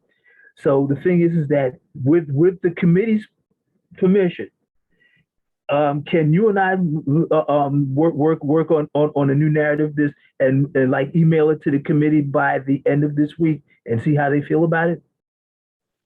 Yeah, we can do that. I mean, it would be best for you all to just tackle this tonight. But if the committee as a consensus would want to just work on this, John and I work on this, and hand it to you by the end of the week. I would really need a response back from you all in my email by the end of the week. Like it can't go into next week. I agree. Okay, so basically, I'm fine with you all just working on it right now. But I understand it's late. but Marlene, here's what I'll do. I will call you tomorrow. We'll work on it. The thing is, hopefully, if we can finish this all tomorrow, it could be sent out by Wednesday, and they have until, and the rest of the committee has until Friday to respond to you. Okay, so let me just get some clarity. You all are not okay with the revision from the office, right? You want it to be a little longer. Well, actually, it's going to be a little more because the thing is that it should be a little more specific, actually, Marlene, because so Okay. it may be a little shorter. Oh, I understand. Okay, no problem. I just want to know what I'm telling the rest of the staff. When about specific requests, I need to be clear now, so I'm saying a clear statement to the staff. Okay. That's what I'm asking. Okay. Okay, that's fine. So by Friday. Okay. That's for me. And you'll hear from me tomorrow morning. Okay, wonderful. Okay. Okay. Next. So it's Sorry, John, if it's driving you 2198. crazy. I'm sorry. Candy? I'm saying sorry to John if we're driving him crazy. We're just Oh, throwing. No. The thing is, It's if you would, important, especially it- now, things are changing with this whole COVID thing, and it's complicated a couple of people with this whole thing. And not only that, you have to understand that a lot of the people who had COVID, it left them with a lot of also challenges, brain fog and all that stuff, inability to actually function the way they normally do. So we're here to help and assist, but we also want to make sure that it makes it much easier. oh, sure. And no, you're not driving me crazy. No, because if you were driving me crazy, I would scream by now. So don't worry about it. Okay, next. We have provide funding to hire an assistant director for the office of the tenant advocate. The focus of this office must prioritize areas across the city that have been rezoned, including East Harlem. So that's okay. Now this request has already been funded, and so since it's been funded, it is the staff's suggestion that is removed, which I agree. If it's already been funded, it doesn't need to stay. How does everybody else feel? I agree. Agreed. Agree. Okay, this is wonderful. Okay, next. Okay, now we're into the new request, or is there one more? Oh no, we're into the new request. First new request. There's no code for it, so because it doesn't exist yet. Providing The first, I'm sorry, John, just to be clear for those new members, the first new request for expense budget request. for expense budget request. Yeah, absolutely correct. Mhm. Okay. Now the first new expense budget request: provide or enhance rental subsidy programs. Increase funding for subsidies that help eligible low-income families to rent decent, safe, and affordable housing in District 11. This is a request made to HPD. Okay, this is at the request of the staff is to add this to the list of requests. And any opinions, questions, agreement? Beverly has her hand raised, John. Beverly? Yes, I agree 100%. I have met a woman who was in a shelter, and they were paying the shelter for her maybe like $2,500. So when I said, well, you must have a nice apartment for that $2,500, she said, no, I'm sharing it with 3 other people. Mm, So when she finally found a program, an apartment, the apartment was $100 and something over what she could afford. And she could not get that apartment because they would not subsidize her an extra $100 over that apartment. And she had to go back to the shelter. And these shelters were getting over $2,500, and these people were sharing a room or sharing a space together. that's reality right Oh, now. that sounds like the old Martinique Hotel on 32nd Street and Broadway in Midtown back in the 90s. But that's still happening. That's still happening. Oh, I believe it. So I think they should very much increase the income for subsidies to get affordable housing, unless they're going to start making more affordable housing for the income that the people have. It's, one or the other. Okay. Okay. Well, based on Beverly's statement alone, that sounds like an ad. How does the rest of the committee feel about that? Agree. Are we including in the returning veterans? That's going to be a separate request. The Okay. thing is that's going to be a specific request, one that's going to be off to itself. Okay, no problem. I think that's probably best. All right. Okay. Okay. Next. Let's see. Okay. Provide, expand, or enhance homeless prevention programs and anti-eviction legal services. Increase funding for cash assistance, rental assistance, eviction prevention programs, and preemptive legal services for tenants at risk of eviction. These services are especially vital as we approach January 15, 2022, which marks the end of the New York State COVID-19 emergency eviction moratorium. And this is a request that will be made to HRA, and the staff suggests that should be added to the list. Thoughts, opinions, questions?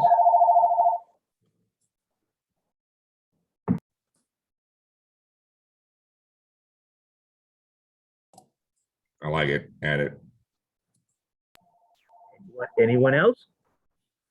I agree.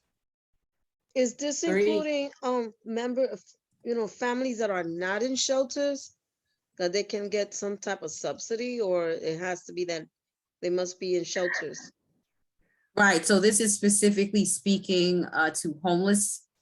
Oh, this is for just And the one homeless. above could also speak to families that are not in shelters.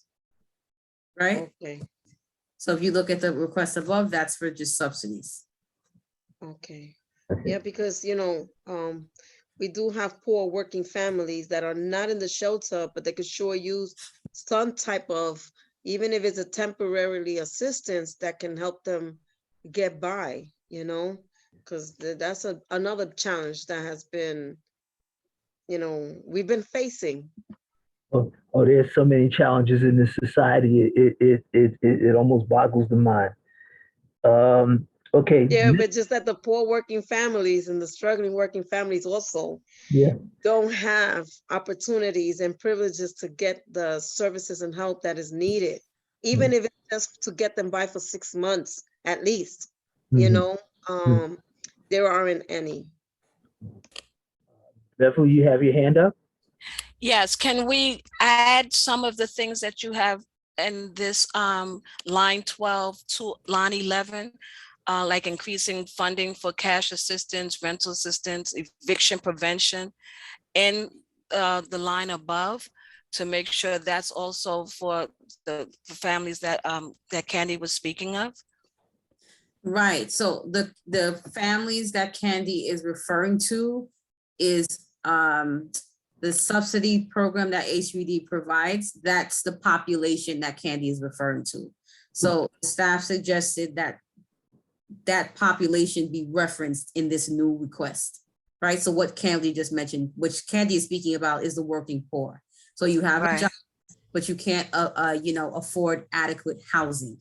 So you might need some subsidies to supplement your existing income, right? So this is what this is: provide or enhance rental subsidies for programs, Mhm. right? That's what this is. This line specifically speaks to another population that is housing insecure, right? And it's the homeless and those who are facing eviction. That's another population. So you want this to be moved. If you move this narrative, this reasoning, from line 12, that changes the request. Remember I said OMB, Right. specific requests, and their system only reads specific requests. It's like how it's going to be inputted in the system. My concern is if Mhm. someone is homeless, oh, this is prevent homelessness. It's not that they already homeless. This is for just people that's not homeless yet, for line 12. Then, Right, it's eviction okay, prevention. okay, okay, And, right. right, okay. I understand now. Thank you. No problem. I just want to be clear, like because this is coming from the staff, I just want to make sure the committee is clear. So I invite the questions. So don't think like I hope I'm not answering you short. It's not my Oh, intent. no, not at all, not at I all. want you Not, to ask the questions, and I want to be clear as to the difference between the requests. So it's what the right. first request is, what Candy just spoke to, the working poor. Okay, thank you. Mhm. Okay, so, next to last request, because there's one that has to be added. Provide, expand, or enhance of outreach to the public about programs that are available. This is provide, expand, or enhance community outreach on HPD programs and services. Provide funding to increase awareness regarding housing vouchers and other HPD programs as of HPD. And this is a new request from the staff. And the So thing just, is, sorry, John. yeah, I agree with this because as Candy put it so well a little while ago, there are still a lot of people who are not privy to the internet, and there's sometimes that's the only way that some programs are Right. known to people. So the thing, sometimes you have to do things old school, like mailings and stuff like that, to get to a target population Yep. sometimes. So the thing, Right. so I agree with this. But before I ask I have a couple of hands up. Beverly. Oh, no. Oh, okay. Candy. Yes, can we, because part of the outreach that a lot of people don't know, and this is what I do, in the job, and I do this to everybody and anybody that is needing some assistance. A lot of people are not aware of the DRE program, which is the disability rent increase exemption. And what that does is that it helps, it's like the SCREEP program, but it helps individuals or family member who is on the lease that the disability rent increase exemption will help. It's like a subsidy to their rent. And that comes through the Department of Finance. And so when a lot of people are not aware of that, and I've been discussing that with a lot of people that are existing in their permanent housing right now, that they're looking somewhere else to move for less rent. And this is the only way right now that I tell them is better for them to apply and see how much of the subsidy the city will pay as a portion of their rent, and then they pay a portion of their rent. So it frees up a little bit of that funding. But at the same time, the landlord also gets an exemption. Actually, it's like they give them, they don't have to pay a lot of taxes because they have an individual that they're receiving an exemption for. So it's a win-win. And when you explain it to the tenants, just as well as you explain it to the landlord, they're more susceptible to accept the tenant and sign in on that application. Mhm. You know, so it's not just a SCREE program for the seniors, but it's also good for the disabled. And a lot of people don't know about that DREE program. Okay. So, you know, that's part of the education of what are the subsidies available to them, that it doesn't have to be just Section 8 or anything like that, you know? Okay. So it's housing education. Thank you, Candy. Beverly? So with this, with how, other than the internet, they will be used and mailings or kiosks that's put on every corner, Wait, something wait. like that, Well, to shout out. Sometimes to get the desired population, you have to go old school sometimes. That's right. The thing Yeah, is, okay. because the thing is that because that's all they know, and that's Right. all that they are privy to. So the thing is that the thing is that I know technology is wonderful, it is, but sometimes there are some people that still don't know how to use it or don't have Right. access to it. But You know? Right. more importantly, we're missing the population of people that have, it's not just language barrier, but they also have literacy barriers. Okay, Right. there's a lot of people that don't understand what they're reading. You know, we have a big population of that, and you wouldn't even know that these individuals have that whole barrier because one, they're embarrassed to even, you know, they have to have trust. And in order for them to trust somebody, it's because they feel confident enough to do that. But like John says, and I'm wholeheartedly for going back to old school, Right. mailings are important. You know, putting up flyers are important so people would know. This whole thing about internet and the, you know, it just takes away this population that so much is needed for them to know what is available to them. And they're the ones that are being left out. Right. And these are the people we're advocating for. So we should do more. Yeah, we were supposed to advocate for everybody, and the thing is that, and if they can't work with the internet, we must advocate for them to get the information that they need. Right. Right. Okay. Okay. Now okay. Now we have one more request that Candy talked about. Getting housing for returning veterans. I mean, the thing is, I know when they get out of the military, sometimes sometimes their benefits are pretty good. But there are some that their benefits are lacking and that they need help also. And the thing is, and we should help them at least as a thank you for their service. Okay, Candy. So I'm gonna stop sharing this and go back to the reference guide. Mhm. Say that again. I'm going to stop sharing the tracker and go to the reference guide because we need to pull the proper language from OMB. Okay, what I did with that paper. It's okay. I'm gonna pull it up on the screen. So you're specifically speaking to veterans. And what about veterans? Provide. Go ahead, John. Well, I believe she said provide adequate housing for returning veterans. Right, you know, like give them also as a preference, you know. Like a supportive housing? Not just supportive housing only, but just housing, period. You know, a lot of them have their families living with other family members because, you know, if they're, you know, from, like, let's say some of them go to Japan and then all of a sudden they're coming back, then they're not re-enlisting, but they served our country and yet they can't find housing, you know, or suitable, affordable housing for them, you know, that is permanent. So if we could just have some type of housing set aside as a preference for them as well. Mhm. They are returning veterans. You have some that are coming from Afghanistan, a whole bunch of them, you know, they've Hey, been, oh, that was fast.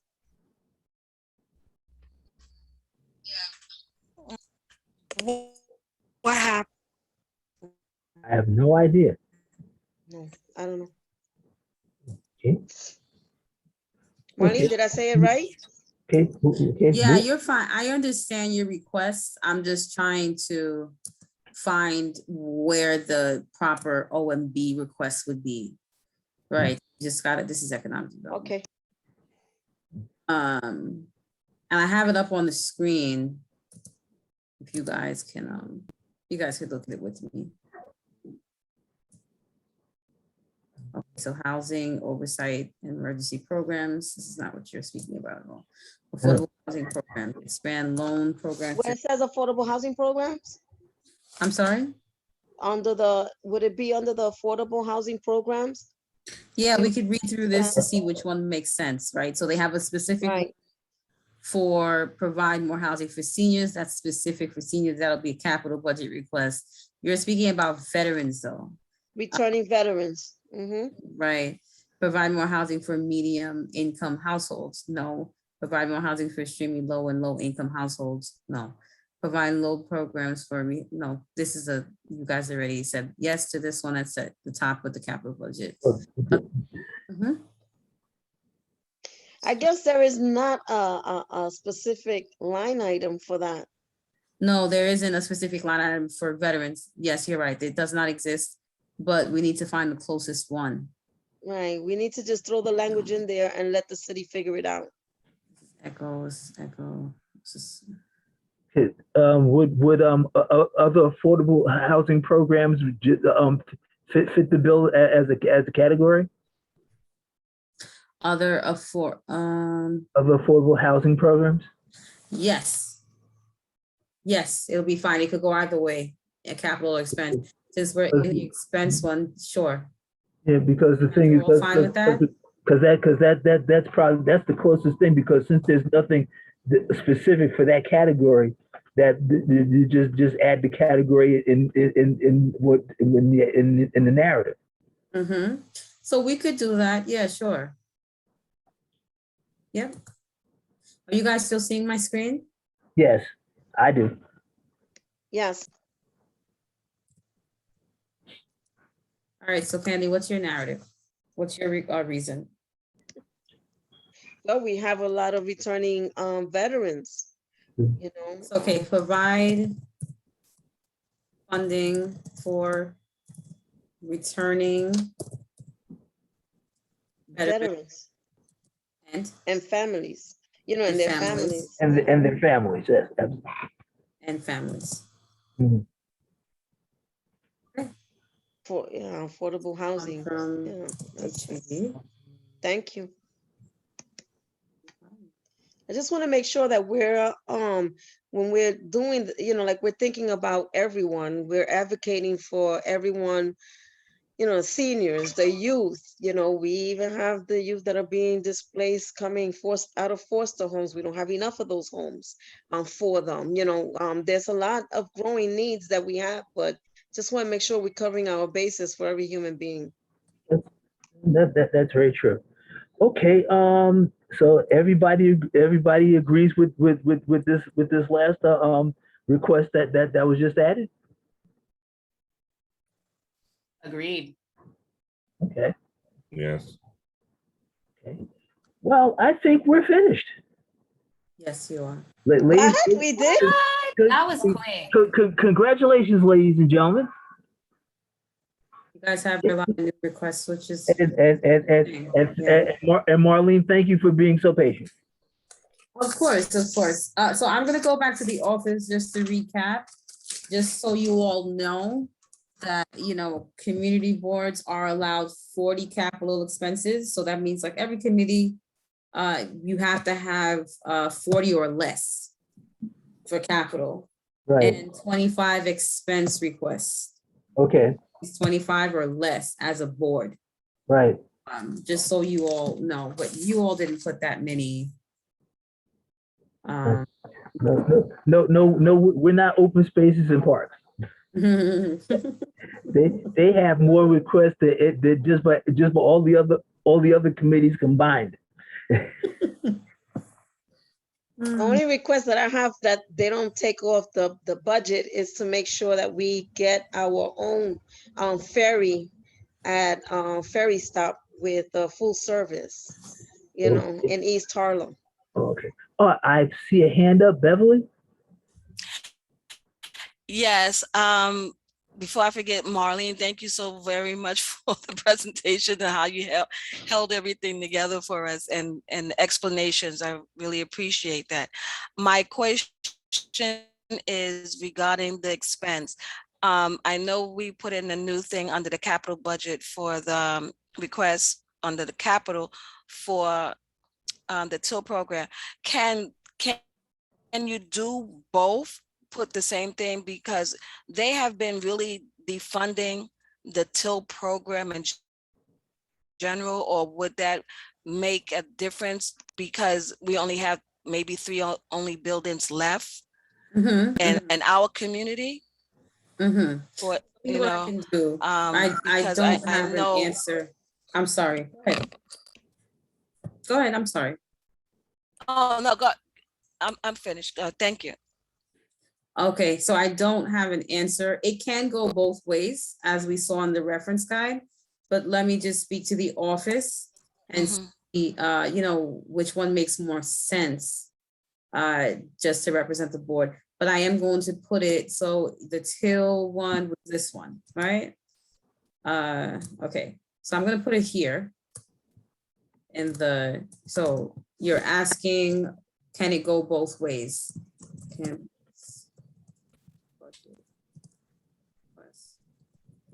Right, because it might be able to have the owns in our community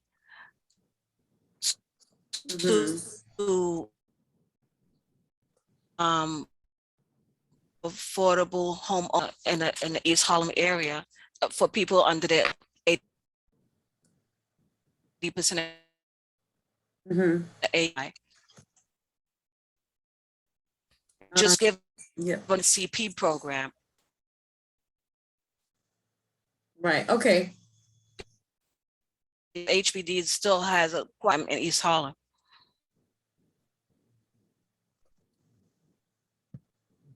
Right. John, I think Candy has her hand up. Candy? Is that for the TIL you're talking about? Because I thought that was a capital improvement, not just an expense. Well, it is that one that was added is a capital request. Okay. Right. I think what Beverly was asking, can it be both? Because on the budget reference guide, which you guys chose this other affordable housing no, you didn't. Which one did you choose? I'm sorry, it's getting late, guys. Other affordable housing program requests. That's what you did for the TIL program, right? So under other affordable housing requests, it's capital. Yeah, it's capital. Okay, that answers your question. And it's also under expense. I see it, C and E. Other expense budget request for HPD. So right. So what do you want? Do you want other expense budget requests for HPD? Because that's only expense. If you want other capital budget requests, it has to be a capital, like listed as capital when they finally give you guys the tracking code. So you can write this 2 times, but I'll go to the office and see if that makes sense to do that. Does that make sense? Yeah. Right, so you can have it twice, like you could have, but it's all speaking to TIL. You can have this on there as a new, and that gets its own code. And you can have this on there as a new, and that will get its own code, but it's all speaking to the TIL program. Sounds like a plan. Right, because like I said, with the capital, we have specific buildings that's been lingering for more than 20 years that that should be done under the capital budget. And the HPD does have other properties here in the East Harlem that should probably be opened up for more home ownership for people under the AMI as an expense. You know, they've been defunding the TIL program with just the staff, but then the ANCP program. So I think we should have another option for more affordability for the people under 80% AMI to be on the table. Okay, well, Marlene, we'll go back and see if that's feasible, and we will let you know. Thank you. Just put it here so when I speak to the staff, so I don't forget what you all are requesting. And Beverly, if it could only go to one, then we'll just leave it as one, but we'll let you know. Okay, all right. Thank you, Marlene. You're welcome. Okay, folks. So basically, like I said, thank you all for your input. You had really great ideas, and I appreciate all this. And also, I thank Marlene, because without her, I'd be in trouble. So, That's not true, John. but anyway, the thing is that and that's all we had as far as presentations or anything else. So it's with that being done, we can go on to old business, can't we, Marlene? Yes, I'm just moving screens. Okay. And any old business? I hear crickets. Okay. Any new business? More crickets. Okay. Any monkey business? No, let me stop. Okay. Let me call the roll, John. Let me Anyway, call the roll before we adjourn. okay, absolutely, Marlene. Let's get out of here. It's almost 9 o'clock. So Okay, Stephanie Arroyo, Here. thank you. Roger Flores, Here. thank you. John Green, yeah, you know I'm here. So okay. Robert Harvey, Here, sorry about that. that's fine, thank you. Jada Heredia. Ivy Hume. Alonzo Johnson, Here. thanks. Robin Krinsky, Robin had to leave. right. Beverly Pavon, Here. Xavier, let me see if he's back on. Xavier Santiago. Present. Thanks. And Candy Vivas Vasquez. Here. Okay. Well, thank you very much for your attention and your patience. The next the next housing meeting, I believe, is Monday, November 1st. Am I correct, Marlene? It's the 8th. Or it's the 8th? Mm-hmm. Oh, okay. I got extra week. Cool. But if there are no objections, the thing is, the meeting will be adjourned at 8:46 p.m. Good night, everybody. Stay safe, and I'll see you next time. Might be safe. Good night, all. Good night. And thank you again, Marlene. Sure. Thanks, Marlene. Good night. You're welcome.